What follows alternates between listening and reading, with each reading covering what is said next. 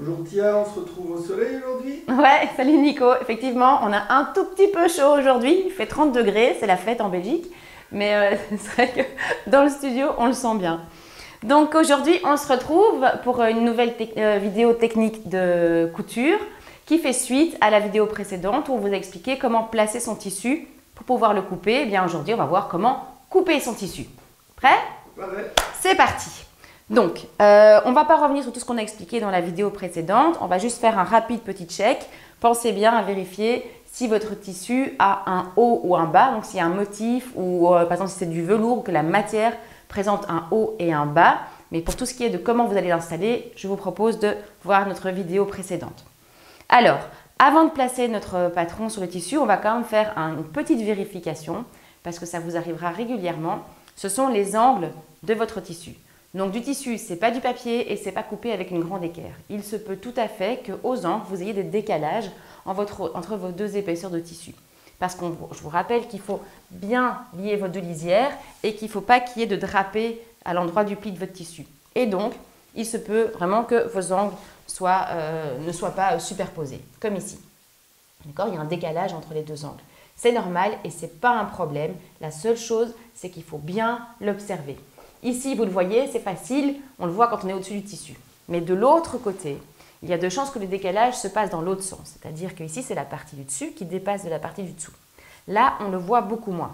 Ce qui serait dangereux, ce serait de placer une pièce de patron très proche du bord en vous disant « je vais économiser le plus possible de tissu » et après la coupe, vous rendre compte qu'en fait, il vous manque un bout de tissu en dessous pour avoir une pièce complète. Donc voilà, bien penser à faire ce petit check avant de commencer à poser vos pièces de patron. Une fois que votre tissu est bien installé sur la table, on va donc prendre le patron.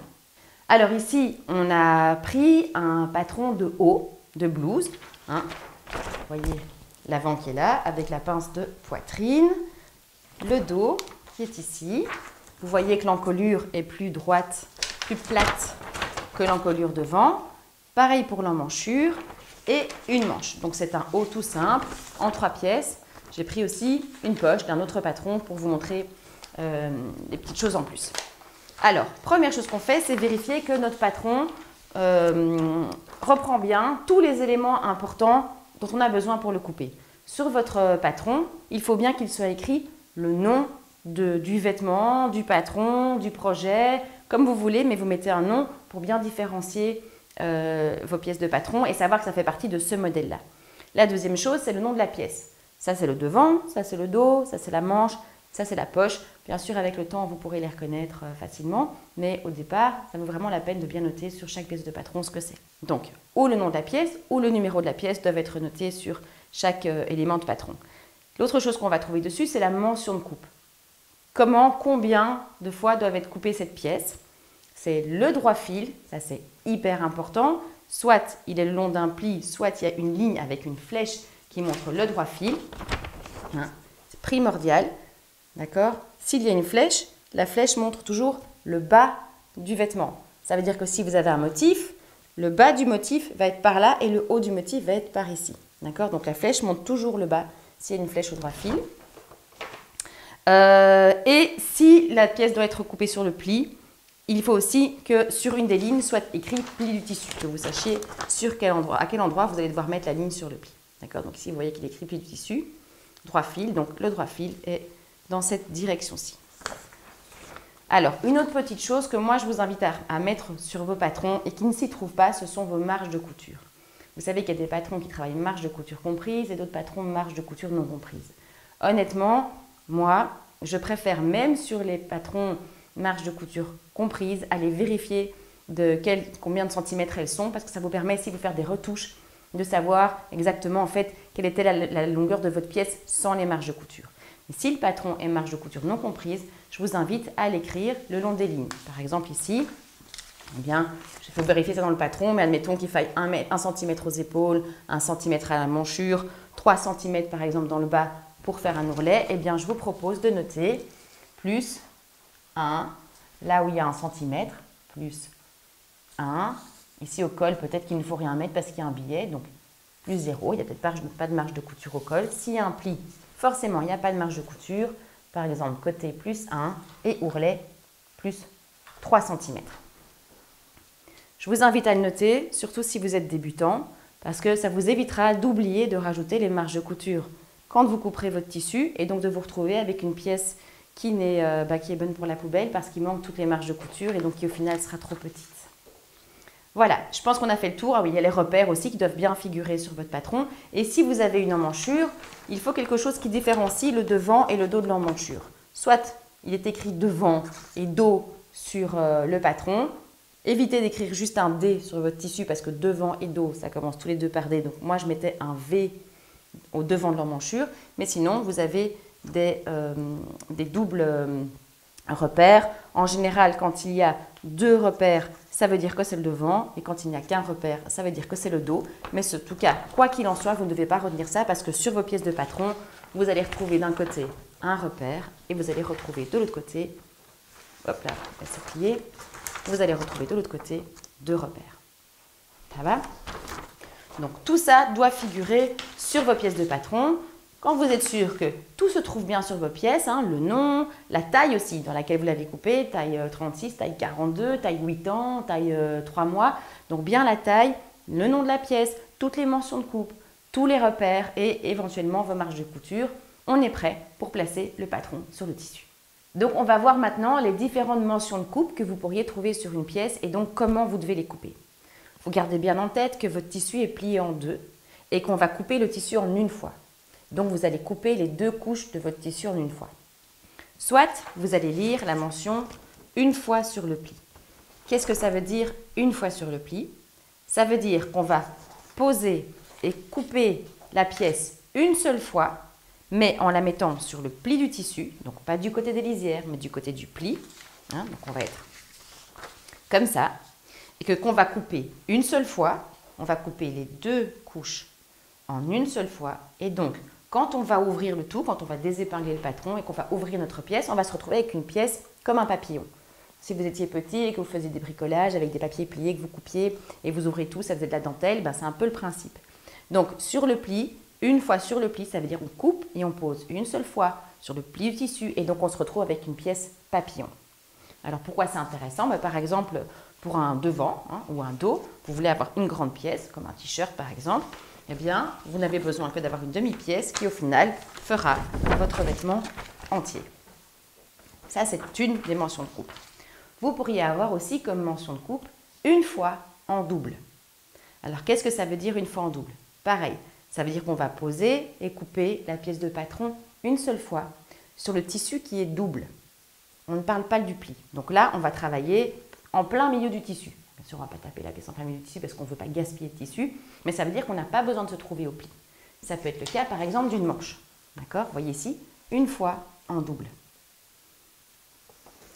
Qu'est-ce qui va se passer dans ces cas-là? Donc, j'aurai mes 2 couches de tissu, je pose ma pièce, je coupe mes 2 couches de tissu sur tout le pourtour comme ça, et je vais me retrouver après avec 2 pièces miroirs.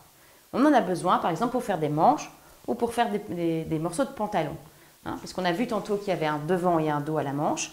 Ça, c'est le devant de la manche. Ça, c'est le dos de la manche. Donc, en fait, cette manche-ci est destinée à être portée à droite, quand elle est comme ça. Et quand vous aurez coupé votre tissu en double, vous aurez la pièce en miroir qui sera destinée à être portée à gauche. Donc, dans le cas d'une manche, d'un pantalon, de jambe de pantalon, ou même, admettons, d'un devant qui est boutonné ici, qui n'est pas en devant d'une pièce, mais qui est en devant en 2 pièces, on coupe une fois en double pour avoir une pièce réservée à la droite du corps et une pièce réservée à la gauche du corps et on ne peut pas les intervertir. On pourrait aussi avoir comme mention de coupe, je n'en ai pas ici, mais une fois. Couper une fois. Et bien, ça veut dire qu'on n'a besoin que d'une seule couche. Prenons l'exemple d'une poche, vous pourriez avoir une blouse avec une seule poche d'un côté, pas des deux. Ben, vous n'avez besoin de couper qu'une seule couche de tissu. D'accord? Vous pourriez aussi avoir 2 fois sur le pli.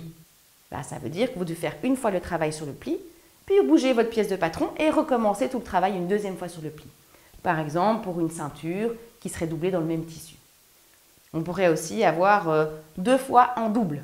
Donc, on fait le travail de la manche, mais 2 fois. On pose, on coupe une fois, et on repose, on coupe une fois. On se retrouve avec 4 pièces au final. 2 pour la gauche, 2 pour la droite. Bien sûr, ces mentions de coupe sont parfois un petit peu utilisées avec à l'italienne sont un peu utilisés avec un côté méditerranéen où on n'est pas hyper germain, j'exagère un peu en disant ça, mais on n'est pas toujours hyper strict sur ces mentions de coupe. Donc quand vous achetez un patron, regardez bien ce qui est spécifié, il y a souvent un plan de coupe. S'il est marqué couper 2 fois et c'est tout, en fait ça veut dire couper une fois en double. Si vous voyez que c'est une manche, vous avez compris, ok, en fait il me faut 2 pièces, une pour la gauche, une pour la droite, c'est en fait couper une fois en double. Et peut-être que ce patron-là, il aura pris quelques libertés, il aura juste écrit couper 2 fois. Ça va? Donc il faut quand même travailler avec logique, mais comme ça vous avez vu les différentes mentions de coupe. Alors, on va se pencher un peu plus précisément sur les 2 pièces qu'on a là sur la table, le devant et le dos. Si vous vous approchez, vous voyez que les 2 pièces doivent être coupées sur le pli du tissu. Cette pièce-ci et cette pièce-là. On a un pli du tissu qui se trouve ici. Je vais le bouger pour qu'il soit sur la table. Ici, notre table manque un tout petit peu de largeur. Voilà. Vous, idéalement, vous avez tout votre tissu visible. Donc, ici, facile. Je peux mettre ma pièce comme ça sur le pli du tissu. D'accord? Vous voyez ça? Tu vois ça, Nico? Yes, je vois. Ok. Ici, on se dit, bah, qu'est-ce que je fais? Est-ce que je la mets comme ça? Ça veut dire que j'ai une pièce la tête en haut, une pièce la tête en bas. Ça, c'est pas l'idéal. On ne fait pas ça. Alors, est-ce que je la mets comme ça? Alors là, c'est bien. La seule chose, c'est que vous ne voyez plus aucun des repères qui est en dessous. Par exemple, la pince, on ne la voit plus. Les repères d'emmanchure, on ne les voit plus. Si vous les voyez à travers, si vous avez un papier transparent, un papier de soie, aucun problème. Vous pouvez tout à fait retourner votre pièce qui est à couper sur le pli. Ce n'est pas un souci. Il y a une autre petite astuce qui existe pour que vous puissiez couper 2 pièces sur le pli et qu'on utilise souvent pour gagner un petit peu de longueur de tissu. Je vous la montre tout de suite. Au lieu d'avoir un seul pli, comme j'ai ici sur le tissu que j'ai plié, je vais en créer 2. Je vais marquer mon pli, soit avec un fer, soit ici à la main, parce que c'est un coton. Donc, je vais marquer le pli que j'ai déjà fait ici à la main. Et ce pli, je vais le mettre au milieu de la table, en espérant qu'il tienne. Il tient presque. Je prends une des couches de tissu, si j'y arrive. Donc, je vais ouvrir mon tissu. Ce serait plus facile si j'avais une grande table. Hop, je vais ouvrir mon tissu et je vais ramener une lisière en pliant toujours le tissu endroit contre le pli que je viens de faire en poussant sur le tissu. Donc là. Voilà. Donc je ramène une lisière sur le pli que je viens de faire. Voilà. Mon tissu est toujours bien mis. Voilà. Et puis je vais prendre l'autre lisière. Et je vais ramener l'autre lisière contre la première, toujours sur cette ligne de pli que j'ai créée. C'est important de bien avoir une ligne de pli parallèle aux lisières pour rester dans le droit fil. On ne fait pas un pli qui part de travers, parce que sinon quand on ramène les lisières, on n'est plus du tout dans le droit fil. Donc voilà. Ici, maintenant, j'ai créé au final 2 plis.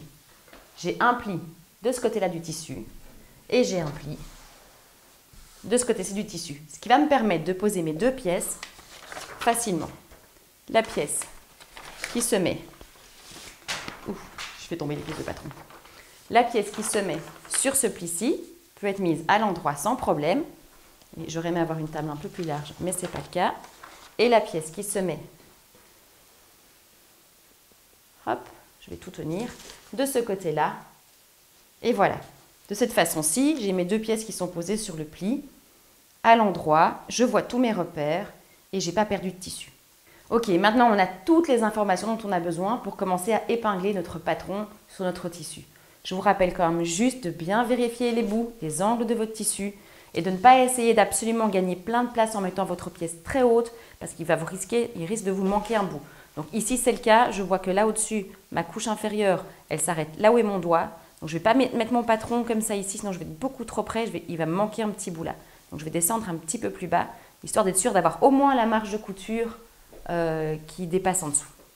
Alors, pour placer une pièce sur le pli, pour épingler une pièce sur le pli, on commence toujours par le pli.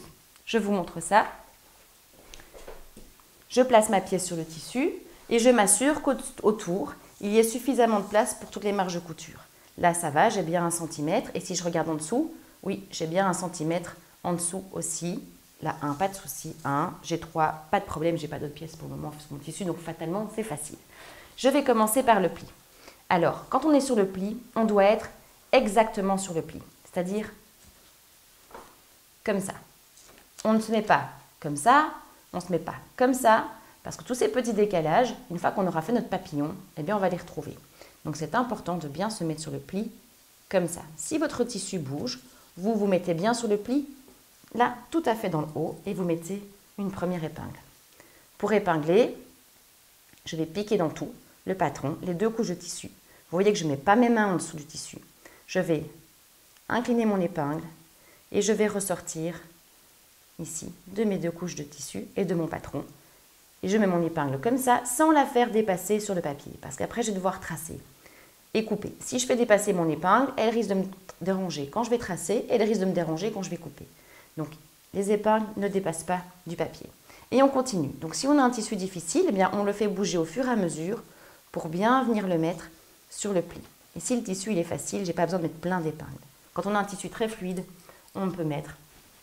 Voilà, j'aurais remis une épingle ici sur un tissu fluide, j'aurais remis une épingle ici sur un tissu fluide. Ici, pour un tissu qui se tient bien comme celui-là, je vais pouvoir en mettre une un peu plus bas. Donc je suis parfaitement sur le pli, je pique sans mettre mes mains en dessous du tissu, donc on ne fait pas ça, hein, sinon on risque de créer des décalages. On fait ça, je remonte mon épingle en faisant un petit levier et je ressors.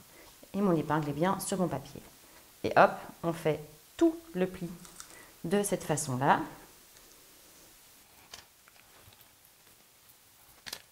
C'est pour ça que c'est aussi très important de couper un patron avec beaucoup de précision. Si vous faites des lignes qui ondulent au moment où vous tracez votre patron ou vous le coupez, ben, fatalement vous vous compliquez toutes les étapes qui viennent à ce stade-ci. Au plus un patron est dessiné précisément, au plus c'est facile de travailler après. Voilà, donc là j'ai épinglé tout mon pli. Une fois que c'est fait, je peux continuer à épingler le reste de ma pièce là le long. Donc j'avance simplement. Hop. J'avance tout simplement pour continuer à épingler le reste. Ce qui est important, c'est de bien épingler les angles du patron, que toutes les courbes soient bien plaquées dessus. Voilà, hop. Je vais en mettre une dans l'angle. Mon tissu se tenant tellement bien, je vais me contenter de 2 épingles ici sur la longueur du côté. Pardon, j'ai un cheveu dans mon œil. Entre le pollen et les cheveux dans les yeux, là, on ne sait plus bien comment gérer. Hein. Et il manque un petit apéro là aussi. À cause du soleil. Ah bah oui. Pas d'apéro au travail. Hein. C'est vrai. Donc, je vais épingler aussi l'angle de l'épaule, toujours sans dépasser sur le tissu et l'angle de l'encolure. Hop.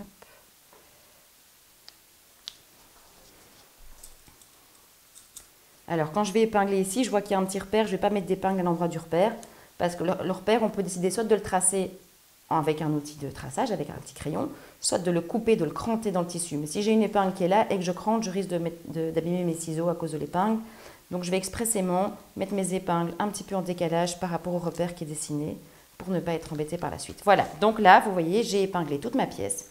Elle est plaquée contre le tissu bien plate, hein, il n'y a pas d'ondulation, ça ne part pas dans tous les sens. Mon tissu, il est bien droit. Tous les angles sont bien maintenus, les lignes sont suffisamment maintenues pour que je puisse tracer confortablement et je suis parfaitement le long du pli. Ça va? Tiens, j'ai une petite question de graphiste. Oui. Ah, là, tu as pris beaucoup de temps à mettre tes épingles. Est-ce qu'il n'existe pas une colle semi-permanente qui permet de plaquer ton... De plaquer et les 2 couches de tissu ensemble, plus t'imagines, donc ça veut dire que quand tu plies tes tissus et que tu joues avec tes 2 lisières comme on a vu dans la vidéo précédente, tu devrais faire attention à ce que tes 2 couches encollées ne collent pas ensemble. Parce que... Juste coller le papier et pas le tissu. Ah mais alors tes 2 couches ensemble, quand tu vas travailler, elles sont pas solidaires. Là, on a besoin que et le papier soit solidaire avec le tissu, mais que les 2 couches de tissu soient aussi solidaires ensemble. Ok, donc pas Voilà. de bonne idée. Donc non, c'est marrant parce que j'ai eu une élève en cours de couture qui m'avait aussi dit, mais enfin, toutes ces épingles, est-ce qu'il n'y a pas de la colle? On ne peut pas coller tout ça? Voilà, voilà. Donc elle avait trouvé une colle textile, elle n'a quand même jamais vraiment fait de vêtements avec. Donc je ne sais pas, si quelqu'un a déjà réussi à faire un vêtement sans épingle, uniquement à la colle, ben dites-le nous. Mais j'avoue que j'ai un petit doute. Mais voilà. Ok, maintenant on va voir le second cas de figure, le cas où on doit couper une pièce en double. Donc typiquement la manche. On a vu que là, on n'était pas du tout le long du pli. On ne veut pas une pièce papillon, on veut 2 pièces bien distinctes, une pour la droite, une pour la gauche du corps. Et on a dit qu'il fallait bien repérer le droit fil. Le droit fil montre le bas, donc ma manche, je vais devoir la mettre comme ça, hein, puisque le haut de mon vêtement pour le moment regarde par là et le bas de mon vêtement regarde par là. C'est surtout super important si vous avez des motifs avec un sens, rappelez-vous-en. Donc, j'ai mon droit fil qui est là et on a vu dans la vidéo précédente ou dans d'autres vidéos, parce qu'on en a déjà parlé beaucoup de ce droit fil, j'ai déjà fait pas mal de petits schémas il me semble. Tu dessines très bien. Je dessine parfaitement bien sur ce petit tableau, voilà, c'est tellement magnifique. D'ailleurs, je suis harcelée de demandes de dessin, vous n'imaginez pas. Non, mais, donc, on a notre droit fil qui est ici et on a vu que le droit fil, c'était l'axe de la pièce qui devait correspondre à la direction, au sens des fils de tissage du tissu et on a vu que ce sens des fils était parallèle à la lisière. Donc, je bouge le tissu parce que là, on va avoir envie d'avoir les lisières sur la table. Hop! Voilà. Donc, ma lisière est là et mon axe ici doit être parallèle à la lisière. Il doit vraiment être parallèle. Il ne doit pas être plus ou moins parallèle. D'accord? Il doit vraiment être dans l'axe. Ça veut dire qu'il va falloir aller chercher une règle. Toujours, on ne va pas mettre sa pièce trop haut. On vérifie qu'il n'y ait pas un décalage entre les deux couches. Ici, c'est le cas, donc je dois au moins descendre jusque-là. Si je veux avoir la place de mettre mon centimètre de marge de couture, je vérifie bien que j'ai de la place partout pour mes marges de couture. Hein. Je ne vais pas taper ma pièce comme ça non plus. Donc, je laisse de la place autour et je prends ma règle. On va maintenant épingler notre pièce de notre manche sur notre tissu et je vous montre un petit truc pour être certain que le droit fil du patron soit bien parallèle aux lisières. On va prendre la partie haute du droit fil, ou basse, hein, peu importe, mais une extrémité du droit fil et je vais mesurer combien j'ai entre ma lisière. Alors là, vous prenez un repère que vous retrouvez bien. Donc moi, par exemple, je vais prendre la petite ligne blanche qui est là et vous venez mettre votre patron. Ben voilà, je pourrais me mettre là, à 19 cm. Je vérifie quand même bien que j'ai toujours bien la place de dessiner une marge de couture là. Hein. Donc ne vous mettez pas, je prends un contre-exemple, voilà, je ne vais pas me mettre à 17, par exemple ici, parce que là, vous voyez, je suis dans la lisière avec l'angle de ma pièce. Donc je me mets à un endroit, une distance qui me permette d'être certaine d'avoir les marges de couture. Okay, je ne me soucie pas encore du reste du droit fil. Ici, je vois que je suis à 19 entre vraiment la petite ligne blanche de la lisière là, cette petite ligne-ci, et mon droit fil. Alors, je vais prendre une épingle et je vais la couper, je vais la piquer, pardon, très très rapidement sur le droit fil. Donc, je ne vais pas prendre le temps d'avancer avec mon épingle, je vais vraiment faire tout ressortir tout de suite pour qu'il y ait un minimum de points de tissu qui soient pris dans l'épingle. Ce qui va me permettre de faire comme un axe de compas, si vous voulez. Donc, hop, je suis là, j'enlève ma règle et je vais d'ailleurs, vous voyez que je l'ai déjà fait, que j'ai déjà cousu ce patron. Je vais piquer et je vais ressortir très vite. Voilà. Ça va, donc entre là et là, j'ai bien 19 cm. Et regardez ce que je fais. Je peux du coup pivoter pour ajuster le bas de mon droit fil par rapport à ma lisière. Donc je reprends ma règle, je me remets identiquement au même endroit. Je suis là et je vais pivoter jusqu'à ce que le bas de ma manche arrive. Non, Nico, là, je ne vois plus du tout. T'es carrément devant mes yeux. Nico, il se met à ma place. C'est bien, hein, parce que vous allez bien voir, mais du coup, je ne sais pas travailler. Attends, parce que du coup, moi, la latte, elle est un tout petit peu. Voilà. Là, je suis à 19 cm. Donc, entre ma ligne blanche, ma lisière et mon axe de droit fil, j'ai bien 19 cm. Voilà. Je vérifie, ma pièce, elle est bien plate. Le tissu n'a pas bougé, fait de vagues. Le papier non plus. Donc, je suis prête et je peux commencer à épingler ma pièce sans la bouger. Donc, hop, voilà, c'est parti. Ça va, donc le petit truc, la petite astuce, c'est cette petite épingle en haut qui sert de point de pivot pour être certaine de mettre votre droit fil dans le bon axe. Et puis, vous continuez simplement à épingler, comme je vous l'ai montré, tous les 5 à 10 cm ou selon le tissu que vous avez, sans dépasser sur le tissu pour ne pas être gêné au moment où vous tracez et au moment où vous coupez. Voilà, donc on a épinglé toute la manche qui doit être coupée une fois en double. Je vous donne juste une petite autre astuce. Si, parce que ça arrive, vous étiez en train de couper un tissu que vous ne pouvez pas épingler, par exemple un tissu enduit. Vous ne pouvez pas épingler votre tissu enduit, sinon vous allez laisser des petits trous. Il y a aussi moyen de fixer le patron et les deux couches de tissu ensemble en utilisant des poids. Donc ça, ce sont des vieux poids que j'ai récupérés à la brocante. Mais vous pouvez aussi utiliser des anciens fers à repasser en fonte, ou je ne sais pas en quoi c'était, mais très lourd. Vous pouvez utiliser des gros boulons un peu lourds, donc des objets lourds pas trop encombrants, vous pouvez les dispatcher sur votre pièce de patron pour ne plus que ça bouge. Bien sûr, pour la suite des étapes, c'est un petit peu moins confortable. Il faudra un petit peu jouer avec ces éléments pour les bouger. Si vous travaillez avec une règle de patchwork et un cutter rotatif, vous devrez un peu déplacer le poids pour ne pas être gêné avec la règle. Donc voilà, il faudra un peu jouer d'astuces. Si vous coupez de nouveau avec un cutter rotatif, il faudra bien mettre votre tapis de coupe avant de poser les poids sur votre ouvrage. Sinon après, vous allez devoir les enlever, mettre le tapis de coupe et les remettre. Donc c'est du travail pour rien. Mais donc voilà, ça peut être une astuce dans certains cas. Voilà. Donc, nous maintenant, on est prêt pour tracer sur notre tissu. De nouveau, il existe des patrons où les marges de couture sont comprises et vous pouvez tout de suite couper le long de votre patron. Mais il existe aussi tout un tas de marques de patrons dont les coutures ne sont pas comprises. Personnellement, et je sais que c'est un grand débat, je préfère nettement. Je sais que c'est plus d'étapes au moment de la coupe du tissu, mais par contre, pour tout ce qui est retouche, pour s'assurer que le vêtement est à la bonne dimension, pour tout ce qui est transformation de vêtements, c'est beaucoup plus simple parce qu'on travaille directement sur le vêtement et on ne doit pas à chaque fois se dire « Ah oui, mais là, en fait, il y avait un demi-centimètre, là, 3 centimètres, là, il y avait ceci. Ah, en fait, la pince, elle ne s'arrête pas vraiment là parce qu'il y a la marge de couture en plus. » Donc, pour tout ce qui est transformation de vêtements ou retouche pour mise à mesure, c'est beaucoup plus simple quand les marges de couture ne sont pas comprises. Quoi qu'il en soit, je vous montre cette étape de traçage. Tadam! Tadam! Tadam! La sortie de la douche, non? J'avais un peu chaud, désolée. Donc, On y va. on reprend. Pour tracer sur votre tissu, vous avez plusieurs outils possibles. On va vite voir un petit peu ce qui existe. Il existe des feutres, il existe des crayons, il existe des craies et il existe des inventions, des trouvailles supplémentaires. Alors, en ce qui concerne les feutres, vous allez trouver des feutres de plusieurs couleurs différentes. C'est intéressant parce que vous allez avoir des tissus de couleurs différentes aussi. Et l'idée, c'est que ce que vous tracez sur votre tissu se voit. Donc, tracer avec un marqueur blanc sur un tissu blanc, ça n'a aucune espèce d'intérêt. Pour un tissu blanc, vous auriez par exemple besoin de bleu, etc. Donc, c'est intéressant d'avoir plusieurs couleurs différentes. Je dirais au moins 2, voire 3. Et vous allez aussi trouver 2 types de marqueurs. Et ça, c'est hyper important, de feutres. Je ne sais pas ce qu'on dit feutre. Mais on a des mots un peu... On dit latte, peut-être qu'on dit marqueur et vous dites juste feutre, je ne sais pas. Donc, on a des feutres qui partent à l'eau.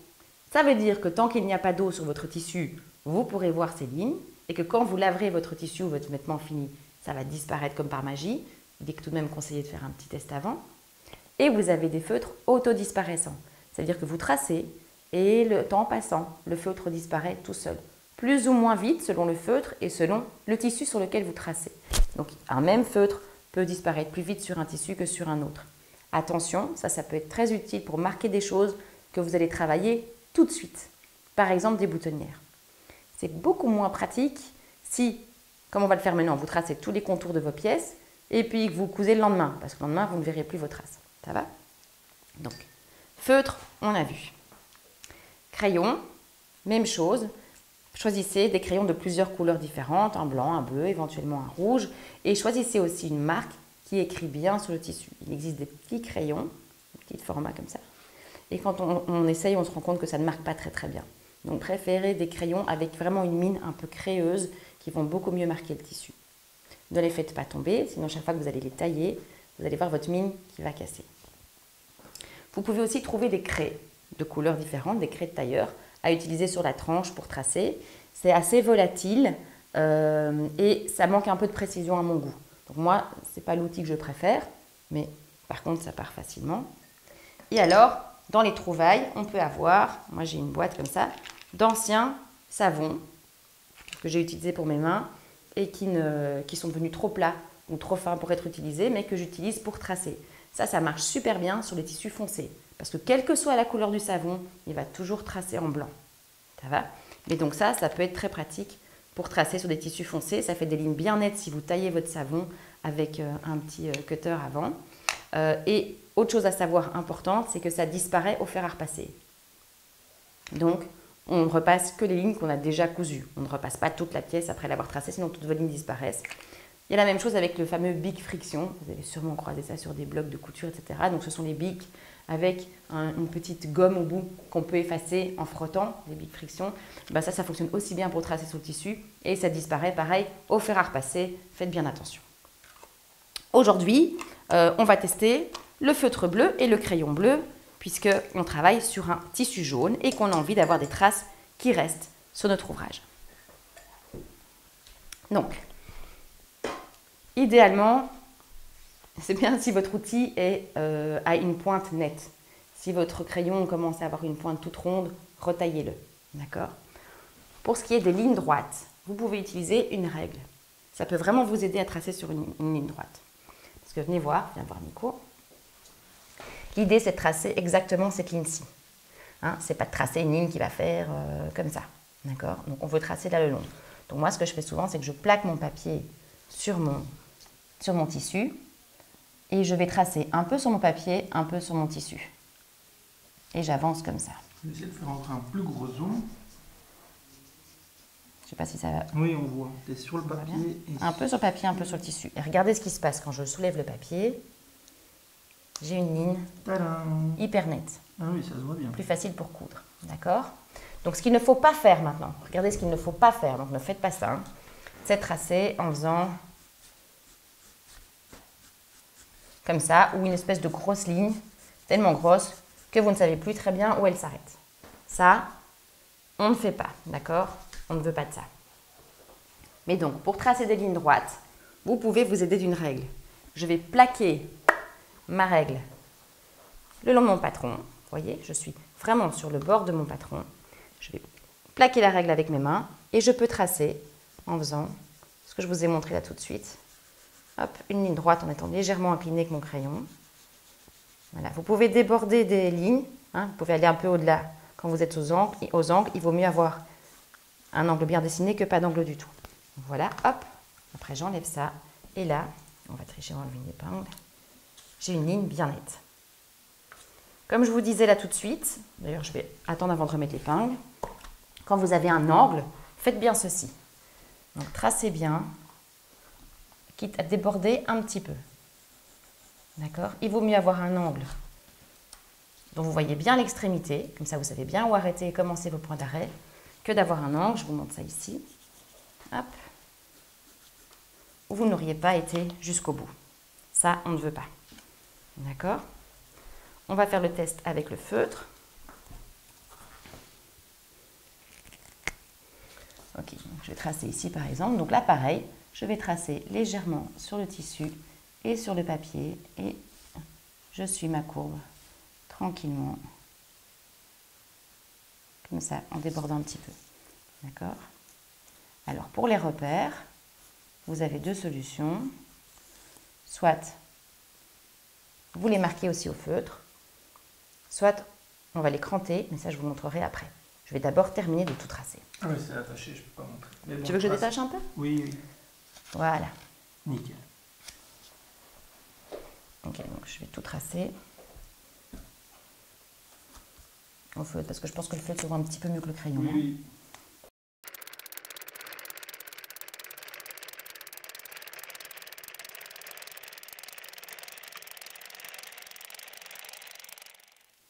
Ok, donc au moment où on trace, on va s'intéresser à quelques cas de figure un peu particuliers. Les repères, les lignes où il n'y a pas de marge de couture à mettre, qui doivent être coupées à ras, et par exemple les pinces. Donc, les repères, vous pouvez choisir de soit les tracer au moment où vous tracez votre contour. Hein, donc ici, vous voyez que j'ai agrandi la ligne du repère sur le tissu, soit de ne pas les tracer, et alors on les marquera au moment où on coupe le tissu. Il faudra qu'on en reparle. Les lignes de couture où il n'y a pas de marge de couture. Donc, on parle ici par exemple de l'encolure de la blouse. On a dit, admettons qu'on pose un billet à cheval sur l'encolure et donc on n'a pas besoin de marge. Dans ces cas-là, ce n'est pas nécessaire de tracer le long de la ligne puisqu'en fait c'est la ligne où on va couper. Ce n'est pas grave si vous le faites, mais ça ne sert à rien. Et les pinces. Les pinces qui sont en fait des repères qui se trouvent à l'intérieur de la pièce. Et si on avait un repère, c'était facile. On devait juste faire des petits traits dans les marges de couture. Mais la pince, c'est un repère qui est à l'intérieur de la pièce. Ça se voit de là où tu es, Nico? Oui, oui. Ok. Donc, elle est ici. Alors, comment on fait? Parce que là, je ne sais pas tracer sur mon tissu. Là, vous avez plusieurs possibilités. La première possibilité, c'est de faire un petit trou avec une grosse aiguille dans votre papier. Et dans le petit trou, de venir faire une marque avec votre marqueur qui va marquer votre tissu sur un petit point. Et de venir faire les deux axes sur votre tissu ici. Ça veut dire que quand vous allez travailler sur la suite, vous allez devoir bien passer tout ça au carbone et tracer la pince complètement. Ça, c'est une possibilité. La deuxième possibilité, je vous la montre quand on sera occupé avec le carbone. Il y a aussi des gens qui font ça avec du fil. Donc, à l'époque, on n'avait pas tous ces merveilleux outils de marquage ou les carbones, etc. qu'on a aujourd'hui, et on devait tout marquer avec du fil. Ça veut dire que les gens prenaient un simple fil sur une aiguille à main, piquaient le long de leur patron en faisant un point très large qui ne serrait pas, donc qui débordait complètement du tissu. Et puis, ils séparaient leurs deux pièces, ils les écartaient jusqu'à tendre ce fameux petit fil et ils passaient entre les deux avec des ciseaux. Et donc, ils avaient plein de petits fils qui, en fait, marquaient leur contour de patron. Ça peut être pratique, par exemple, pour des pinces, vous pourriez faire un petit fil pour les pinces. La seule chose, c'est que ces petits fils, quand vous allez manipuler votre patron pour le coudre, ils vont peut-être tomber. Et donc, voilà, c'est clair que ça, plus du carbone, c'est beaucoup plus facile. Après, voilà, si vous travaillez avec un tissu très, très fragile, une mousseline de soie transparente et vous avez peur que les traces ne partent pas quand vous allez laver le vêtement, vous pouvez travailler avec des fils de cette manière-là. Ok, on continue avec les marges de couture. Donc, on a dit tout à l'heure, là, on est sur un cas où les marges de couture ne sont pas comprises dans le patron. Il faut qu'on les rajoute. Première possibilité, c'est de les marquer sur le tissu. Vous utilisez alors, si je le retrouve, il est là, un mesureur d'ourlet. Donc ça, c'est un petit outil magique hyper pratique à avoir dans sa boîte de couture. C'est une mini règle qui reprend plein de dimensions différentes. 1 cm, 3 cm, 6 cm gradués, 4 cm, 2 cm. Donc chaque côté, chaque portion de la règle, c'est un autre nombre de centimètres. Et donc, on va pouvoir utiliser la règle et la bouger en fonction de ce qu'on veut avoir comme marge de couture. C'est aussi pratique si vous voulez repasser directement des ourlets. Vous repassez sur le tissu directement en pliant en 3. Et s'ils sont en métal, vous pouvez repasser dessus. S'ils sont en plastique, ça existe aussi en plastique, vous ne pouvez pas. Ok, on va regarder concrètement ce que ça donne. Ici, on a donc notre devant de patron sur lequel on doit rajouter 1 cm aux épaules, 1 cm aux emmanchures, 1 cm au côté, 3 cm à l'ourlet et rien du tout à l'encolure. Donc l'encolure, rien du tout, on s'en occupe toujours pas. Là où on veut avoir 1 cm, eh bien, on va prendre notre mesureur d'ourlet et ici, on voit que ça fait 1 cm. Eh bien, on va poser le bord contre le patron et on va venir tracer ici et on aura pile 1 cm. Donc j'ai mon patron et je viens tracer, plouc, plouc, plouc. Et voilà, je trace ma marge de couture de 1 cm sur tout le pourtour. D'accord? J'ai une ligne droite, je peux tout à fait mettre 1 cm ici, 1 cm là-bas. Ne vous inquiétez pas ici du décalage, c'est parce que je n'ai pas dessiné les plis. Hop, on prend la règle et on vient tracer 1 cm de marge de couture partout. Dans le bas, on veut 3 cm, eh bien on va utiliser cette portion-ci de la règle, la portion 3 cm. Et donc on fait la même chose, on vient mettre un bord contre et hop, on avance comme ça. Et là, on a nos 3 cm. On peut tracer ça. Voilà. Ce qui se passe ici au niveau du dessin, vous pouvez pour le moment simplement continuer votre ligne ici. En réalité, il faudrait faire un petit miroir.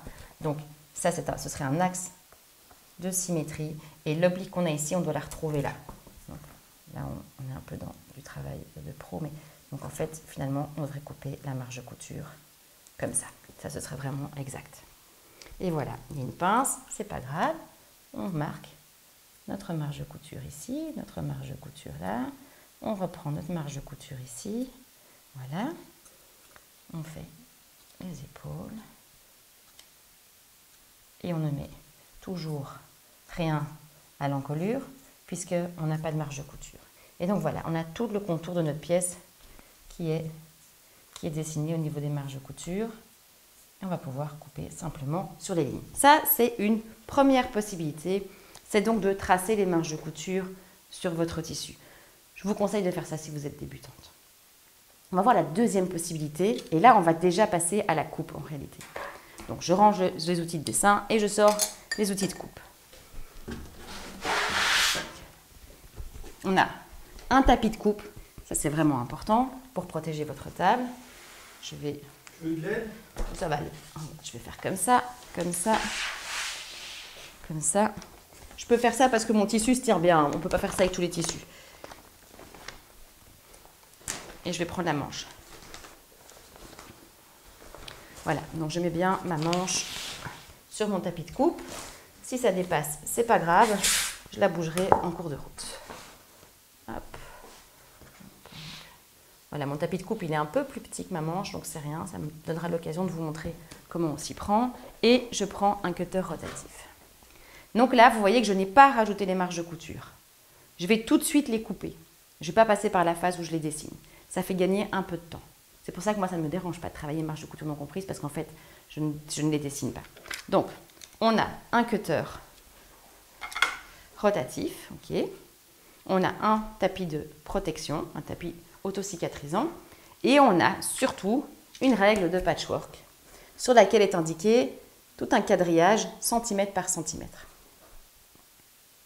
Donc, on prend notre cas de figure ici. Je veux avoir 1 cm de marge de couture, où je vais montrer d'abord l'ourlet comme le tapis de coupe est un peu plus court. Hop, je vais le bouger là. Je veux avoir 3 cm d'ourlet au poignet pour pouvoir faire l'ourlet. Eh bien, je vais simplement mettre ma... J'essaie de voir dans quel sens on voit le mieux. Voilà. Ça ferait 1 cm, 2 cm, 3 cm. Voilà.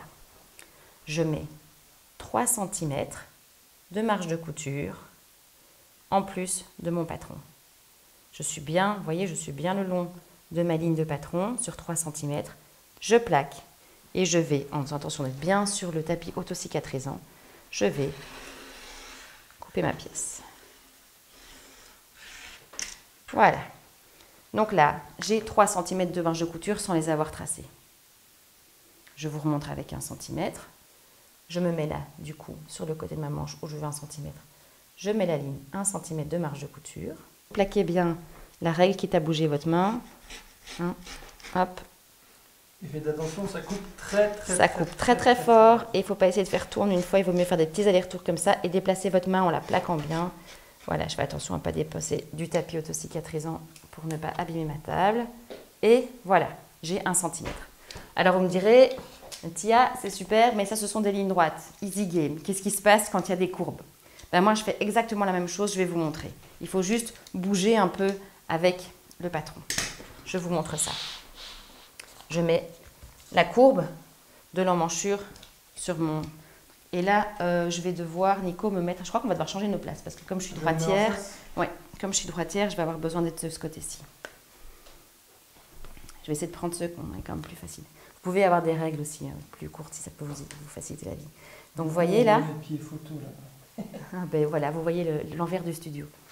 Donc, vous voyez, je suis bien ici, au début de ma ligne, je suis bien à 1 cm de marge de couture. Je commence à couper. Je garde mon cutter enfoncé et je vais, hop, bouger, petit à petit, pivoter, pour suivre 1 cm. Il faut un petit peu de technique pour faire ça. Non, pas tellement en fait, il faut juste un peu de patience, je pense. Voilà, il faut prendre le temps de suivre. Voilà, et on avance comme ça, et on suit. Hop, je vais la rebouger un petit peu. Quel travail d'équipe, je te suis.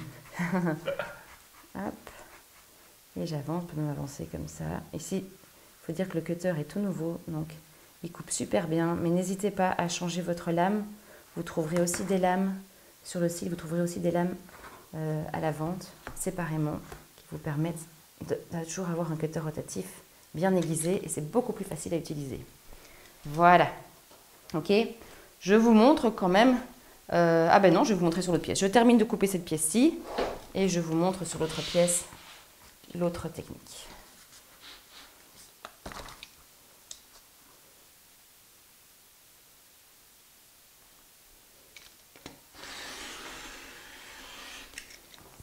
Voilà.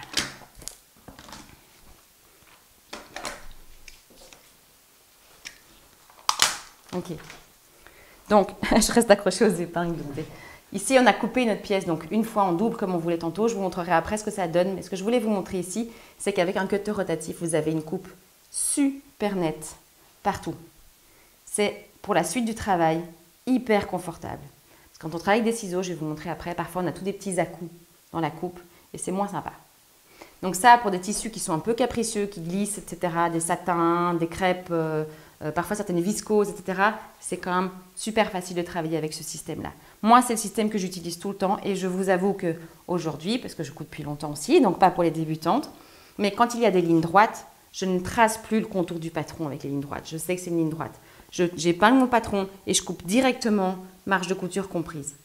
Enfin, je rajoute les marges de couture et je coupe directement et je ne marque que les repères importants. Je ne passe plus de temps à marquer les lignes le long du patron si je n'ai pas besoin de faire de transformation, si je n'ai pas besoin de faire d'aménagement, enfin voilà, de transformer les vêtements ou de le mettre à ma mesure, etc. Je fais directement comme ça.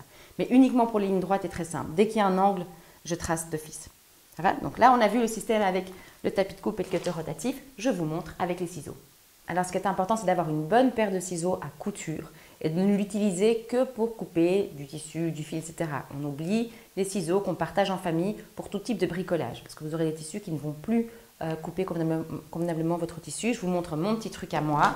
Donc moi, j'ai 2 paires de ciseaux les mêmes et sur une de mes paires de ciseaux, j'ai accroché un petit bout de tissu. Ça, c'est la paire pour le tissu et mes enfants sautent au courant qu'avec cette paire-là, on ne coupe que du tissu. Avec celle-là, on peut couper du papier. Donc ça, c'est une petite astuce. On l'avait déjà dit chez toi. On avait déjà donné cette astuce et croyez-moi, elle est précieuse. Donc, j'espère que vous avez des bons ciseaux. On en a sur notre site. Peut-être qu'il n'y a pas longtemps, vous avez pu profiter d'une super promo où les ciseaux, il y avait un code de réduction sur les ciseaux. J'espère que vous en avez profité. Et si vous n'avez pas profité et que vous aimeriez ce type de promo, dites-le nous en dessous de la vidéo. Et surtout, abonnez-vous à notre newsletter et à notre Instagram parce que c'est le genre de choses pour lesquelles on vous prévient sur nos réseaux sociaux et dans notre newsletter. Donc, si vous voulez ne pas rater ce genre de promo, abonnez-vous. Donc, ici, je vous montre, on va donc couper les 2 épaisseurs de tissu ensemble et on va essayer de laisser toujours le tissu bien le long de la table. On va essayer de ne pas soulever le tissu parce que si on soulève le tissu et qu'on commence à couper comme ça, vous allez voir qu'en fait, on crée des décalages. D'accord? Donc, on va essayer de se mettre bien à plat et de couper simplement sur la ligne le plus régulièrement possible sans faire de dents. Là où il n'y a pas de marge de couture, on peut couper directement le long du papier. Et si on était occupé encore avec notre cutter rotatif, c'est pareil, on pourrait couper directement le long du papier. Pour tous les autres endroits, on va couper sur les lignes de marge de couture. Donc, si vous coupez avec des ciseaux, il est indispensable de tracer vos marges de couture si vous n'avez pas de patron marge de couture comprise. Indispensable. On ne coupe jamais les marges de couture à l'œil, à la one again, comme si on était un cow-boy. Parce que, croyez-moi, en fait, ça prend beaucoup de temps, toutes ces étapes préparatoires, mais vous n'imaginez pas à quel point vous aurez un beaucoup plus joli résultat et à quel point ce sera beaucoup plus facile de coudre un beau vêtement en faisant attention et en soignant toutes ces étapes préparatoires. C'est une des clés pour avoir des beaux ouvrages. C'est de bien préparer le moment couture en coupant bien vos pièces. Ok, hop, j'arrive ici et je fais bien attention et je coupe bien, bien sûr, la marge de couture. Donc, voyez ici, j'ai fait exprès de mettre mon patron un peu trop bas et je vais vous montrer ce qui va se passer parce que j'ai beaucoup insisté dans la vidéo. Et voilà. Et voilà ce qui se passe, c'est qu'en fait ici, il n'y a pas assez de tissu. Donc, je vous montre concrètement ce qui s'est passé. Voilà, il me manque un petit peu de marge de couture ici. Ça veut dire que si je me fie à mes marges de couture et que je n'ai pas tracé mes lignes de couture, etc., je vais avoir un problème là. Donc, c'est pour ce genre de choses qu'il faut faire bien attention. Parfois, c'est carrément un bout de patron qui manque. Tu as aussi dit que ça donnait des petits coups. Oui, ça donne des petits coups. Ça donne des petits coups particulièrement parce que je suis vraiment au bout du tissu et que j'ai plus su prendre les 2 couches avec. Sinon, ici, quand tu regardes, on a quand même une coupe qui est relativement nette et propre. Donc, voilà. On continue, on est presque au bout, je vous rassure. On va devoir passer nos lignes au carbone. Et donc, jusqu'à présent, on a bien laissé toutes les pièces de patron épinglées sur nos tissus. On ne touche toujours pas. Parce que là, ok, on a toutes les lignes, les repères, les trucs et tout, mais de l'autre côté, on n'a rien du tout. Donc, quand on aura enlevé la pièce de patron de notre tissu, de l'autre côté, on n'aura aucune trace, on ne sait pas du tout où on doit coudre. Donc, on doit encore marquer l'autre côté du tissu. Pour ça, on utilise du carbone textile. Vous pouvez en trouver dans plusieurs couleurs, de plusieurs couleurs différentes. Il existe aussi des bleus, des rouges, des jaunes, etc. Il existe des packs avec plusieurs couleurs. Ici, nous, on va utiliser le noir parce qu'on a un tissu jaune et que si je prends le blanc, j'ai peur qu'on ne voit pas bien, mais vous pouvez toujours faire un petit test. Donc, le carbone à tissu. Il y a une face, comme c'est comme du carbone à l'époque où on écrivait dans les cahiers. Hein.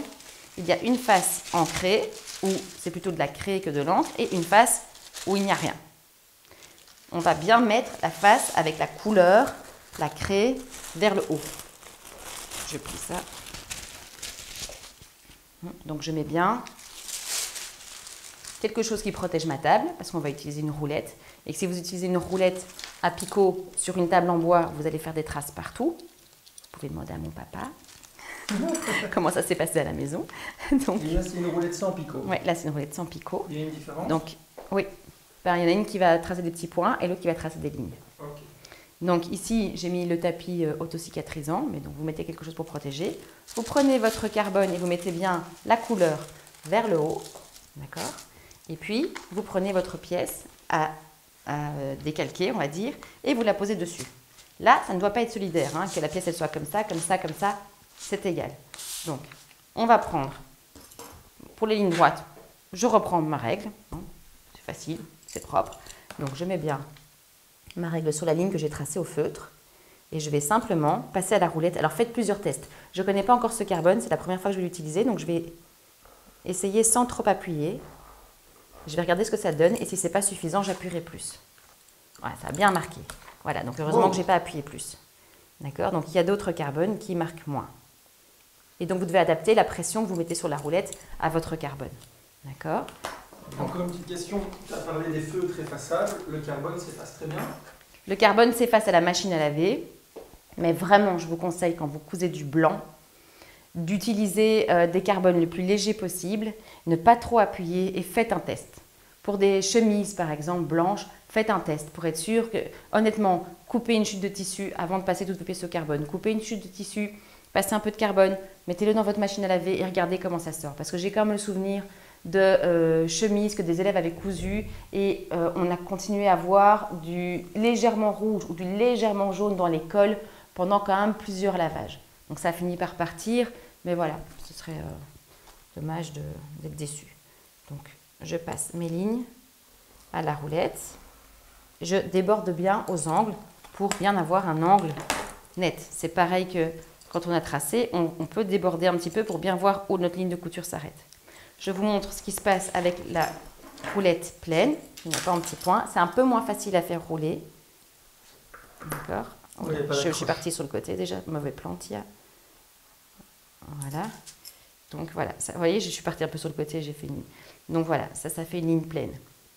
Ça peut être utile à certains moments. Alors, l'histoire de la pince là, je vous ai dit, soit vous avez fait un point et 2 traits, et alors vous pouvez faire la même chose avec votre carbone, c'est-à-dire que vous faites vos 2 traits au carbone, vous reprenez votre outil pour faire le point, et de l'autre côté, vous pourrez retracer votre pince avec une règle, d'accord? Et sur cette face-ci, quand vous allez enlever votre papier, quand vous allez tout désépingler, ben pareil, vous pourrez rejoindre ce point-ci avec ces 2 lignes-là à la règle. Ça, c'est une technique, d'accord? Moi, c'est celle que j'utilise. Deuxième technique, vous passez votre pince tout de suite au carbone. Donc, je suis là. Et donc, une pince. C'est plus rapide à faire, ça. Ben, ce qu'il y a, c'est que tu vas devoir le faire 2 fois. Donc, c'est dans le cas, évidemment, où on n'a pas fait le petit trou, on n'a pas fait de trace là, et on n'a pas ces 2 repères-là. Moi, je n'ai qu'une pince, donc je vais vous montrer que les 2 techniques sur le même ouvrage, mais en réalité, on n'a aucun autre repère. Hein. Donc, on fait ça, on passe sur les lignes. C'est soit l'un, soit l'autre. C'est soit l'un, soit l'autre. La première méthode, je vous l'ai montrée avant. Ici, voilà, j'ai ma pince, mais ça voudrait dire, si je fais cette méthode-là, et que donc je n'ai pas tracé ça et je n'ai pas tracé ça, que de ce côté-ci, je n'ai toujours rien. Ça veut dire que je dois encore marquer la pince sur cette face-ci du tissu. D'accord? Pour ça, je vais vérifier que j'ai bien tout tracé. Non, je n'ai pas tout tracé. D'abord, mettez bien votre ouvrage sur le carbone. Si vous faites ça, par exemple, hein, que vous passez du temps à passer du carbone, comme ça, mais que vous n'êtes qu'à moitié dessus, et ça arrive à tout le monde aussi, je vous préviens, ben vous allez avoir évidemment un morceau qui va manquer. D'accord? Donc ça, vous pouvez bouger sans problème. Mettez-vous bien dessus. Voilà, donc, hop, hop, hop. Est-ce que j'ai tout tracé? J'ai tout tracé. Donc, vous vérifiez bien. Si vous avez tout tracé, vous pouvez désépingler votre patron. Nous, on va encore juste attendre un tout petit peu parce que je voudrais vous montrer ce qui se passe ici. Donc, je vais enlever les épingles, mais je vais les remettre tout de suite pour que les deux couches de tissu restent bien solidaires. Donc, j'enlève les épingles, mais je la remets dans la marge de couture. D'accord? L'idée, c'est de pouvoir enlever le patron papier, mais que les deux tissus ne bougent pas l'un par rapport à l'autre, qu'ils restent bien solidaires exactement comme ils sont, parce qu'en fait, ma pince, je vais encore devoir la passer au carbone. Hein, donc voilà, ici, hop, je remets bien mes épingles dans les marges de couture et je fais tout ce qui est le pourtour en marge de couture de cette façon-là. Hop, hop, hop. Le pli, c'est pas nécessaire, il tient puisque c'est le pli. Donc ici, je peux simplement enlever mes épingles. Voilà. Je peux enlever mon papier et là, je vois que je n'ai pas de pince. Alors, on revient à la première proposition. Première proposition où j'avais fait un repère et deux lignes. Bah, il suffit en fait de relier et tchac, et tchac. Je vous ai dit, c'est la méthode que j'utilise. D'ailleurs, vous avez vu mon patron, il y a un trou dedans. Sinon, si vous n'avez pas ceci, eh bien, il faut ressortir votre carbone. Il faut retourner votre pièce. Hop, comme ça. Et là, vous allez, pour une seconde fois, redécalquer votre pince en la passant au carbone. Et donc, vous aurez du carbone des deux côtés. Donc, je vais simplement refaire ceci et refaire cela. Et j'aurai ma pince de deux côtés. Ça vaut pour tous les repères, comme des grandes lignes de pli, par exemple, qui se trouvent au milieu d'un patron. Donc, voilà. Et là, j'ai ma pince des deux côtés. Une fois que tout est fait, on pourra désépingler. Mais nous, on n'a pas tout fait, parce qu'on n'a pas encore fait les repères. Je vous montre. Je vous ai dit tantôt, les repères, vous pouvez soit les tracer. Je vais prendre une autre. Ah non, zut. Voilà, j'ai fait un truc qu'il ne faut pas faire. C'est-à-dire que j'ai désépinglé mon patron alors que je n'avais pas tracé mes repères. Grave erreur. Donc, du coup, je vais vous le montrer quand même sur l'autre. Okay. Les repères tantôt. Donc, je vous ai dit, j'aurais bien voulu vous le montrer, mais j'ai oublié. Soit on les a tracés, soit on ne les a pas tracés. Si on les a tracés avec un feutre, on va simplement les passer au carbone aussi. Donc, quand vous passez le contour de votre pièce, bien, vous passez simplement vos repères aussi. Hein, vous passez le contour et vous passez voilà, les repères. Et donc, vous aurez tout de l'autre côté. Si, et on fait semblant, puisque j'ai désépinglé le devant trop vite, si on n'a pas, d'accord, si vous n'avez pas passé vos repères au carbone, vous pouvez, avec des ciseaux, faire soit un petit cran dans la marge de couture, sans aller jusqu'à la ligne de couture, soit un petit triangle, toujours sans aller jusqu'à la marge de couture. Et là, vous n'avez pas besoin de passer vos repères au carbone parce que de l'autre côté, sur l'autre couche, eh bien, vous avez aussi le repère qui est marqué grâce à la petite coupe que vous avez faite. Une fois que vous avez donc fait tout ça au carbone, que vous êtes sûr que tout est passé des deux côtés, vous pouvez enlever vos patrons, vous pouvez désépingler vos patrons. Et je voudrais juste vous montrer ce qu'il vous reste quand je vous parlais tantôt des papillons et des pièces miroirs gauche-droite. Donc voilà, ça c'est notre devant, je vais l'ouvrir. Voilà, on a, une fois qu'on désépingle, un grand devant papillon qui est prêt à être cousu. Et on a deux manches bien séparées, chacune marquée. Une pour la gauche, une pour la droite. Je ne sais pas laquelle va de quel côté maintenant, mais donc voilà. Ça va? Là, toutes nos pièces sont prêtes pour commencer à coudre. Il n'y a plus d'étape de préparation. Tia, c'est déjà fini l'explication? C'est déjà fini. C'était une belle explication. C'était une longue explication. J'espère que vous avez tenu le coup. J'espère surtout que vous avez appris plein de choses qui vous aideront. Si c'est le cas et que vous avez aimé, n'hésitez pas à nous mettre un pouce bleu en dessous. C'est bien pour nous, pour notre visibilité. N'hésitez pas non plus, on vous l'a dit, à nous suivre sur les réseaux sociaux, à vous abonner à notre newsletter parce que vous allez encore apprendre d'autres choses, avoir accès à des nouveautés, à des inspirations, à des promotions. Et puis, si vous souhaitez qu'on aborde certains sujets, vous pouvez toujours poser la question en commentaire. On ne vous promet rien, mais ça nous donne en tout cas des pistes d'inspiration pour faire des vidéos qui vous intéressent. Et puis, abonnez-vous à notre chaîne, comme ça vous ne raterez pas notre prochaine vidéo. Voilà. Merci Tia. Je vous dis à bientôt. Salut Nico. À tout bientôt. Ciao, ciao. Ciao, ciao.